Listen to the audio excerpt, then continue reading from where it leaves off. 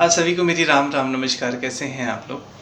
आपके ईष्ट, आपके गुरु, आपके माता पिता को मेरा प्रणाम चरण स्पर्श। आज हम बात करेंगे वैवाहिक जीवन की।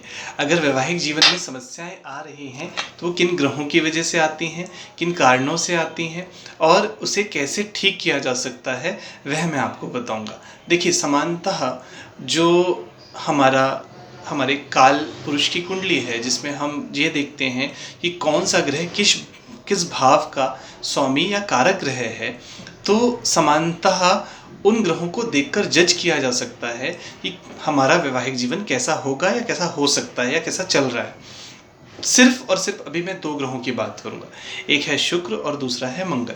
तो पहले हम शुक्र की बात करते हैं। अगर आपका शुक्र कमज़ोर या ख़राब है तो क्या वजह होगी वैवाहिक जीवन के ख़राब होने की, और अगर आपका मंगल कमज़ोर या ख़राब है तो क्या वजह होगी। ठीक है, तो अब आप ये समझिए कि जब भी कभी शुक्र कमज़ोर होता है तो आपका सप्तम भाव पीड़ित होना स्टार्ट हो जाता है, तो विवाह देर से होता है। अगर हो जाए तो संतान नहीं होती। अगर हो जाए विवाह तो कई बार भौतिक चीज़ों को लेकर के झगड़े होते हैं। एक्सपेक्टेशंस, उम्मीद होती है ना कि उसके पास ये है, मेरे पास भी ये होना चाहिए, मेरे पास ये नहीं है, उनके पास बहुत कुछ ऐसा है। तो ये स्थितियाँ बनती चली जाती हैं। साथ ही साथ क्या होता है, जब भी कभी शुक्र के पर्वत पर मंगल की तरफ से, आप ऐसे देखिए, ये मंगल का पर्वत है, ये शुक्र का पर्वत है, मतलब आपका ये वाला हिस्सा जो होता है, ये मस्तिष्क रेखा और जीवन रेखा के प्रारंभ बिंदु पर इससे 1 इंच नीचे वाला जो हिस्सा होता है, ये मंगल का पर्वत होता है। यहाँ से कुछ रेखाएं निकलकर शुक्र की पर्वत पे आती हैं और ये शुक्र मंगल का कॉम्बिनेशन बताती है, जिसकी वजह से हमारे जीवन में म्यूचुअल अंडरस्टैंडिंग बहुत कमज़ोर होती चली जाती है। और होता क्या है, हमें वाणी को लेकर के, विशेष तौर पर वाणी को लेकर के, विचारों को लेकर के स्थितियाँ कमज़ोर होती चली जाती हैं और हम जीवन को ज़्यादा अच्छे से नहीं जी पाते। और ये कंप्लेंट्स होती हैं कि मेरे पति मेरी बात नहीं सुनते, मेरी पत्नी मेरी बात नहीं सुनती। और कुल मिलाकर के हमारे रिश्ते कमज़ोर ऐसे होते हैं कि विचारों के साथ साथ कई बार दायित्व की कमी आती है कि हम रिस्पॉन्सिबिलिटी लेना भूल जाते हैं।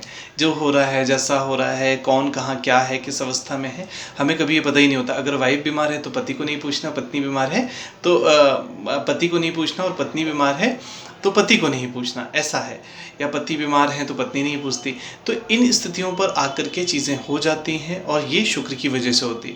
जब शुक्र कमज़ोर होता है तो घर में रौनक चली जाती है। जब शुक्र कमज़ोर होता है तो विशेष तौर पे जो होता है कि हम शाम को आते हैं बट हमारी किसी न किसी बात को लेकर के झगड़ा प्रारंभ हो जाता है। ठीक, अब बात करूँगा मंगल की। मंगल जब कमज़ोर होगा, मंगल जब सप्तम अष्टम भाव में होगा, तब स्थितियाँ बनेंगी ही बनेंगी, जो कि विचारों को लेकर होंगी, म्यूचुअल अंडरस्टैंडिंग को लेकर के होंगी। वो कुछ कहना चाहेंगे, आप कुछ कहना चाहेंगे, वो कुछ समझना चाहेंगे, आप कुछ कहना चाहेंगे। तो समानता ये होता है। सातवें घर का मंगल समानता शक की वजह से रिश्ते कमज़ोर करता है। साथ ही साथ ये होता है, जब मंगल अस्त हो, कमज़ोर हो, या कुग्रह से द्रष्ट हो, या राहु शनि या केतु से, तो ये स्थितियां सामान्य बनती हैं। यह मंगल ऐसी स्थिति पे या ऐसी अवस्था पे हो, 1, 4, 7, 8, 12 भाव पर मांगलिक, और इसमें अगर कोई ग्रह बैठ जाए तो आंशिक मांगली होने की वजह से व्यक्ति के जीवन में बहुत अत्यधिक समस्याएं आती हैं। अब करना क्या है, समानता मैं वो बताता हूँ। शुक्र की स्थिति अगर है तो करना ये है कि आपको अपने स्नान करते वक्त अपने स्थान के जल पर थोड़ा सा दही डालकर नहाना है, पहली बात। दूसरी बात, हर अष्टमी में 8 साल से या छोटी बच्चियों को कुछ खाने के लिए सफ़ेद रंग की चीज़ें देनी है, दूध या दूध से बनी हुई। तीसरी चीज़, भगवान शिव को सफ़ेद चीज़ों से अभिषेक करना है। पांचवी चीज़ क्या करना है, रोज़ रात पर अगर हो सके तो थोड़ा सा दूध फाड़ करके उस दूध को पीना प्रारंभ करिए। इससे पैसे भी अच्छे आएंगे, और अगर कुछ लोगों को विदेश में कहीं कुछ कार्य सेटल्ड होना है या करना स्टार्ट प्रारंभ करना है तो उसकी भी स्थिति बनेगी। ठीक, इसके बाद में एक चांदी का छल्ला अपनी दाहिनी कलाई में पहन लीजिएगा। पांचवी चीज़ क्या करिएगा, घर में सौंफ मिश्री जरूर से रखा करें अपने डाइनिंग टेबल पे या डाइनिंग टेबल पे या ड्राइंग रूम पर। वहाँ पर खा लिया करें। इसको खाने के बाद क्या होगा, वाणी थोड़ी सी अच्छी और बेहतर होगी। इसके बाद आपको करना ये है, मंगल के उपाय के लिए अगर हो सके तो हर मंगलवार को सुंदरकांड का पाठ जरूर किया करें। मंगलवार और शनिवार विशेष तौर पे अपने किचन पर ही बैठकर खाया करें। तीसरी चीज़ क्या किया करें, कभी यदा कदा अगर हो सके ब्लड देने लायक स्थिति पर हों तो ब्लड को दान कर दिया करें।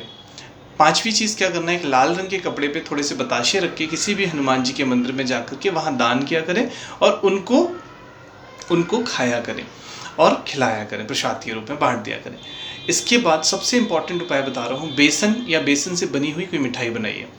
इस मिठाई को बनाने के बाद आपको करना ये है कि हनुमान जी के मंदिर पर जाकर उसे भोग लगाना है, और भोग लगाने के बाद उस मिठाई को खुद नहीं खाना, सिर्फ वहाँ पर लगवा कर आना। ये उपाय कीजिए, ईश्वर ने चाहा तो इससे बहुत हद तक बहुत सारी चीज़ें बैलेंस्ड होंगी, और भगवान जी चाहेंगे तो सब कुछ अच्छा होगा। आप सभी को बहुत बहुत नमस्कार, राम राम।